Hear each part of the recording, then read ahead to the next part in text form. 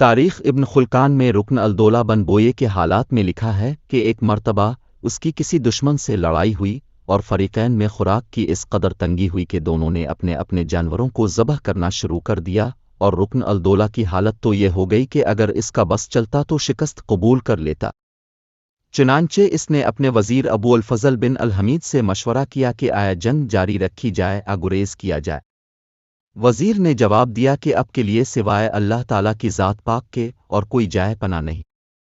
لہذا اب مسلمانوں کے لیے خیر کی نیت رکھیں اور حسن سیرت اور احسان کرنے کا پختہ ارادہ فرما لیں، اور یہ اس لیے ضروری ہے کہ فتح حاصل کرنے کی جملہ تدابیر جو ایک انسان کے قبضہ قدرت میں تھیں وہ سب منقطع ہو چکیں،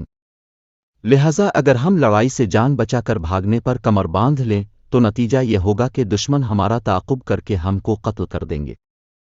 کیونکہ ان کی تعداد ہم سے بہت زیادہ ہے۔ بادشاہ نے وزیر کی یہ تقریر سن کر فرمایا کہ اے ابو الفضل، میں تو یہ رائے تم سے پہلے ہی قائم کر چکا تھا۔ ابو الفضل وزیر کا بیان ہے کہ میں اس کے بعد رکن الدولہ کے پاس سے اٹھ کر اپنے ٹھکانہ پر آ گیا، لیکن جب تہائی رات باقی رہ گئی تو رکن الدولہ نے مجھے بلا بھیجا اور کہا کہ ابھی میں نے ایک خواب دیکھا ہے، اور وہ یہ ہے کہ گویا میں اپنے دیبا گھوڑے یہ فیروز نامی پر سوار ہوں اور ہمارے دشمن کو شکست ہو چکی ہے اور تم میرے پہلو میں چل رہے ہو، اور ہم کو ایسی جگہ سے کشادگی پہنچی کہ ثانی ہمارا وہم و گمان بھی نہ تھا۔ چلتے چلتے میں نے نگاہ نیچی کر کے زمین کی طرف دیکھا تو مجھے ایک انگشتری پڑی ہوئی نظر آئی، چنانچہ میں نے اس کو اٹھا لیا اور دیکھا تو معلوم ہوا کہ اس میں فیروزہ کا نگینہ لگا ہوا ہے۔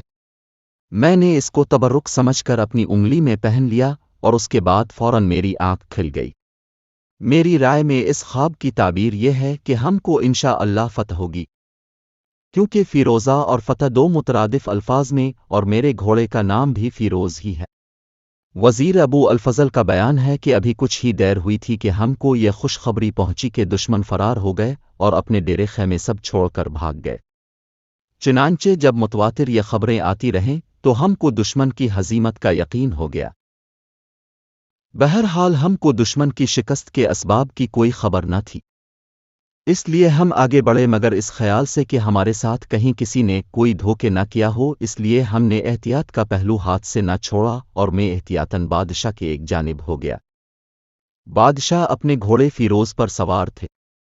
ہم ابھی کچھ ہی قدم آگے بڑھے تھے کہ بادشاہ رکن الدولہ نے ایک غلام سے جو ان کے آگے آگے چل رہا تھا چیخ کر کہا کہ یہ انگشتری اٹھا کر مجھے دو۔